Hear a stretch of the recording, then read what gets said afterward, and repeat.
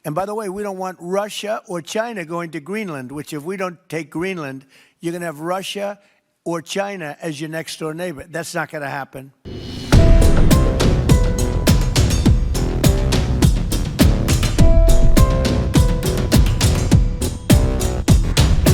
Amerika Serikat di bawah kepemimpinan Presiden Donald Trump kembali menghidupkan wacana kontroversial mengenai pengambil alihan Greenland baik melalui mekanisme akuisisi maupun dalam skenario ekstrim, penggunaan kekuatan militer. Washington beralasan bahwa langkah tersebut diperlukan demi melindungi kepentingan strategis Amerika Serikat di kawasan Arktik, wilayah yang kian penting secara geopolitik seiring mencairnya es, terbukanya jalur pelayaran baru, serta meningkatnya rivalitas global dengan Rusia dan juga Tiongkok. Namun, ancaman ini memicu keguncangan serius di panggung internasional karena Greenland merupakan wilayah semi-otonom Denmark, sementara Amerika Serikat dan Denmark sama-sama terikat sebagai anggota pendiri NATO. Secara faktual, kehadiran militer Amerika Serikat di Greenland bukanlah hal yang baru. Pangkalan luar angkasa Pitufik telah lama beroperasi di wilayah tersebut dengan persetujuan dan koordinasi otoritas Denmark, berfungsi sebagai bagian penting dari sistem peringatan dini dan juga pertahanan rudal Amerika Serikat. Karena itu, banyak pihak menilai bahwa dalih keamanan yang digunakan Washington sulit dibenarkan jika sampai harus berujung pada pengambil alihan wilayah. Pernyataan Trump justru dipandang sebagai ekskalasi politik yang berpotensi mengganggu tatanan aliansi Atlantik Utara. Respons internasional pun muncul dengan cepat. Para pemimpin Eropa dan Kanada secara terbuka menyatakan dukungan terhadap Denmark dan juga Greenland, sekaligus mulai menyusun langkah antisipatif jika ancaman tersebut benar-benar diwujudkan. Para analis menilai, skenario ini akan menjadi preseden yang belum pernah terjadi sebelumnya dalam sejarah NATO, yakni ancaman agresi terbuka dari satu anggota terhadap anggota lainnya.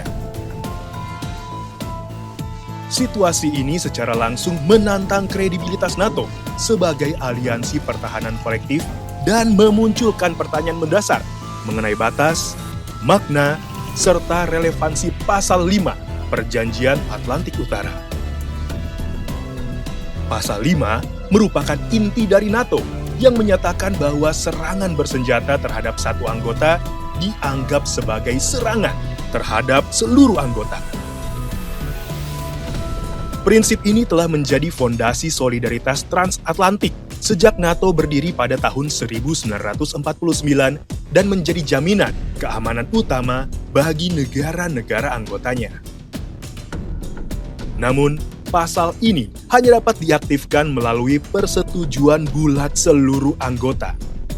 Dalam konteks konflik antar anggota, ketentuan tersebut justru menciptakan paradoks, yaitu NATO tidak memiliki mekanisme untuk memerangi salah satu anggotanya sendiri, sehingga potensi konflik internal akan berujung pada kebuntuan politik dan juga militer.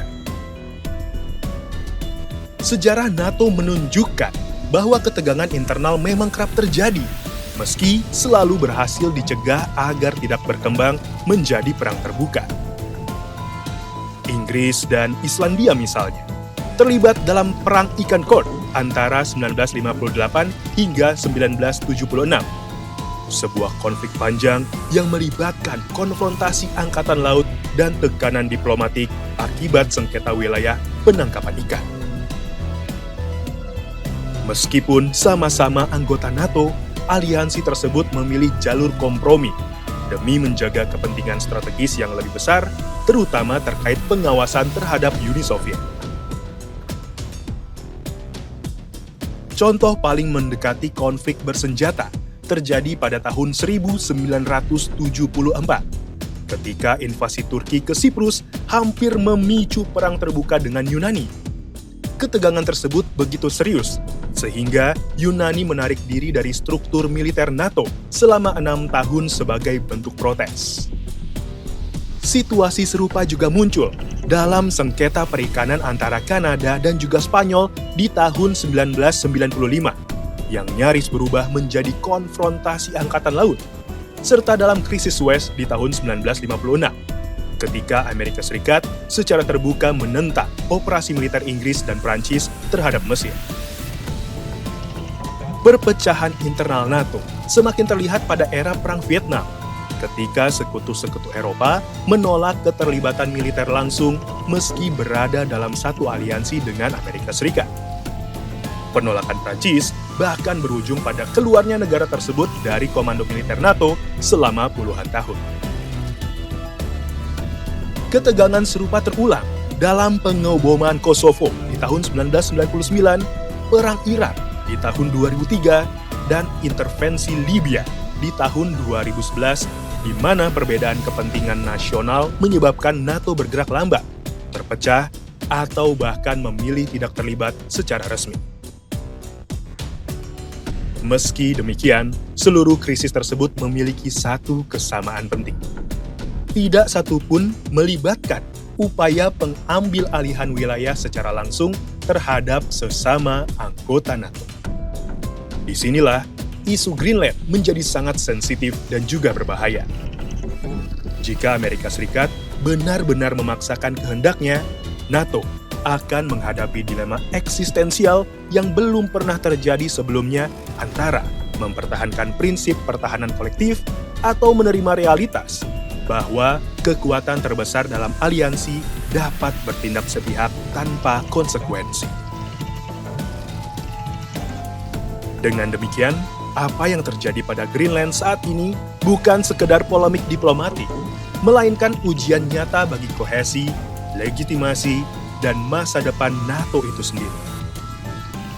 Pertanyaan mendasarnya bukan lagi apakah NATO mampu menghadapi ancaman dari luar, melainkan apakah aliansi ini sanggup bertahan ketika ancaman justru datang dari dalam.